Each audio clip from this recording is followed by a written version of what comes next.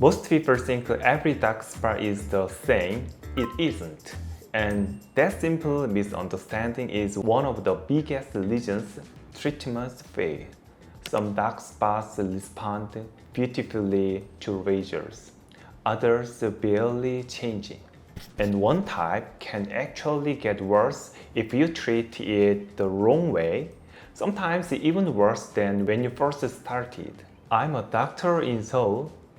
I perform cosmetic procedures and pigment laser treatments almost every day, which is exactly why today's video may surprise you. Because instead of telling you when you should get a laser, I'm going to tell you when you probably shouldn't.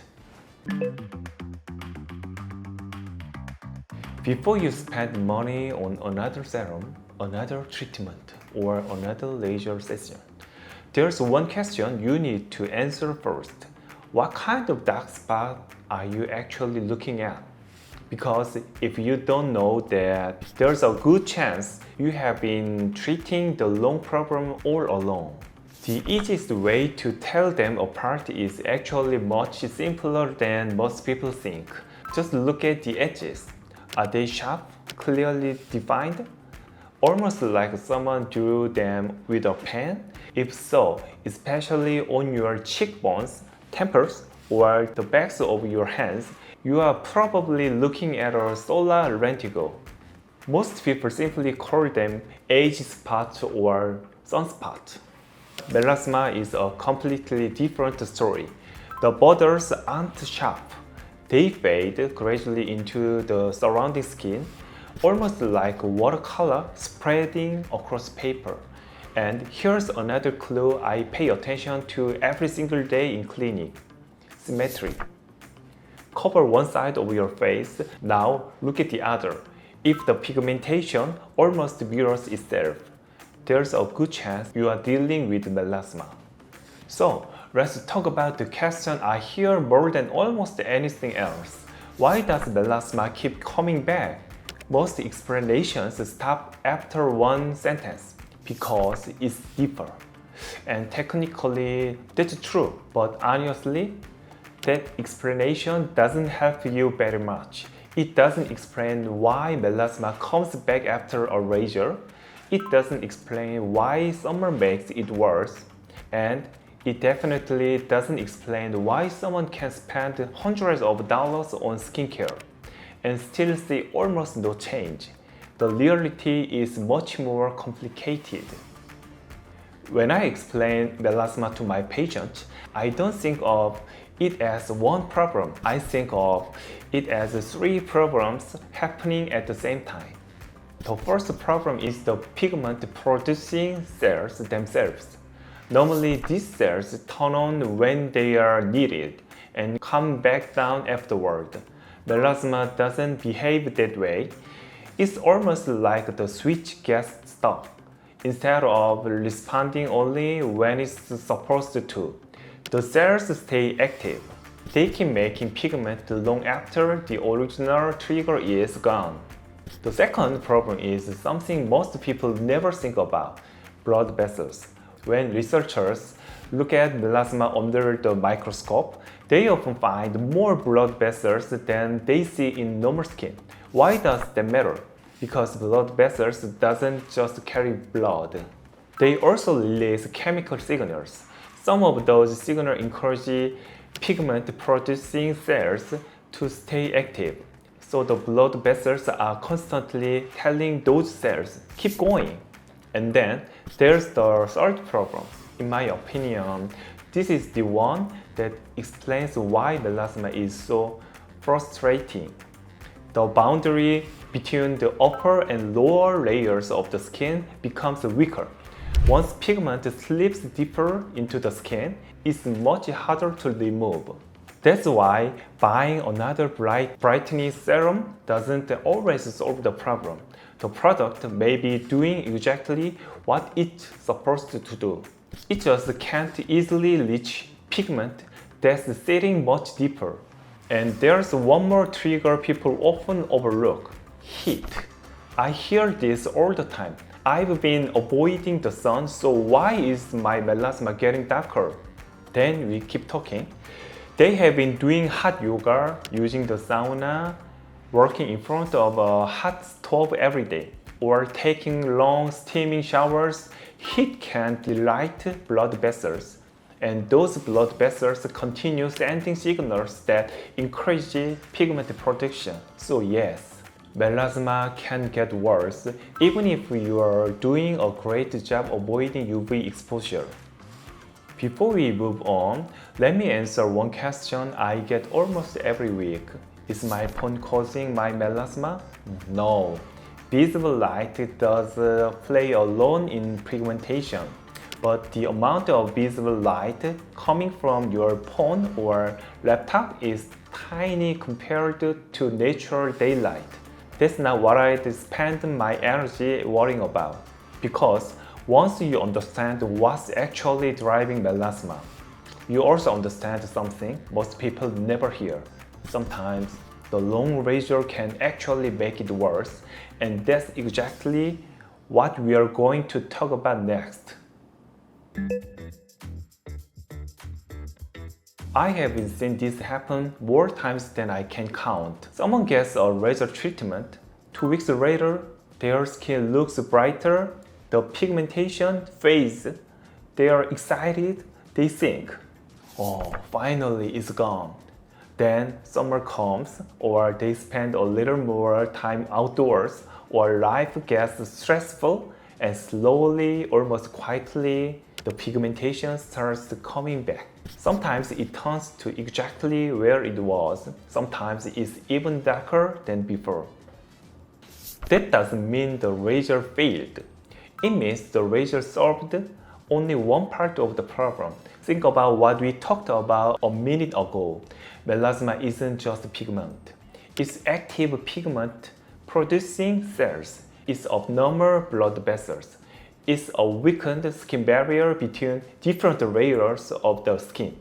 A razor can remove pigment that's already there, but it doesn't automatically stop your skin from making new pigment tomorrow. That's why I tell my patients something they usually don't expect to hear.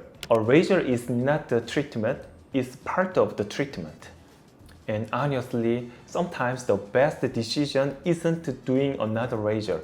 Sometimes it's getting the inflammation under control first, or protecting the skin better, or fixing the daily habits that keep triggering pigment production. Because if you don't change what's driving the melasma, you're asking the razor to solve a problem it was never designed to solve.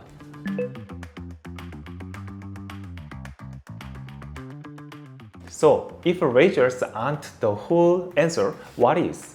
This is the part that actually changes how I treat melasma in my own clinic. Let's build a treatment plan that makes sense. So, if melasma isn't just one problem, then it doesn't make sense to rely on just one solution. This is where I think a lot of treatment plans fall apart. People look for one miracle product, one razor, one ingredient, one cream that's supposed to fix everything. But melasma doesn't work that way, because the problem isn't just pigment. It's everything that's happening around that pigment. That's why I think about treatment in 3 separate steps, not because it's complicated, because each step solves a different problem. Step 1. Protect your skin from the triggers that keep telling it to make more pigment. Most people immediately think about sunscreen, and yes, that's important, but sunscreen isn't the whole story. If heat is making your melasma worse, you also need to think about hot yoga, saunas, very hot showers, and anything that keeps overheating your skin. Treatment doesn't start with a laser. It starts with protecting your skin from the things that keep pushing it in the wrong direction. Step 2. Slow down your pigment before it has a chance to build up. This is where ingredients like niacinamide, tranexamic acid, arbutin, or other brightening ingredients can be helpful, not because they are magic, but because they help reduce the signals that tell pigment-producing cells to stay active. Think of it as turning down the volume instead of trying to silence the music all at once. And then comes the third step, the one most people forget. Your skin already knows how to remove pigment. It does it every single day. As new skin cells move toward the surface, older cells naturally fade away. Some pigment lives with them. The goal isn't to force your skin. It's to support a process your skin is already trying to do. That's why I don't like aggressive scrubbing or harsh exfoliations every single day, or anything that leaves your skin irritated. Because irritated skin often responds by making even more pigment. And that's exactly what we are trying to avoid. Now, this is the point where people usually ask me, so what products do you actually recommend? Honestly, I don't believe any single product fixes melasma. If it did, I probably wouldn't be making this video. But I do believe a good routine should match the biology we just talked about. Protect the skin, reduce unnecessary inflammation, help slow pigment production, and support a healthy skin barrier. That's exactly the philosophy we followed when developing our own skincare. Not because we think skincare can replace medical treatment. It can't. But because good skincare can make everything else work better. So after everything we have talked about today, what's the biggest mistake people make?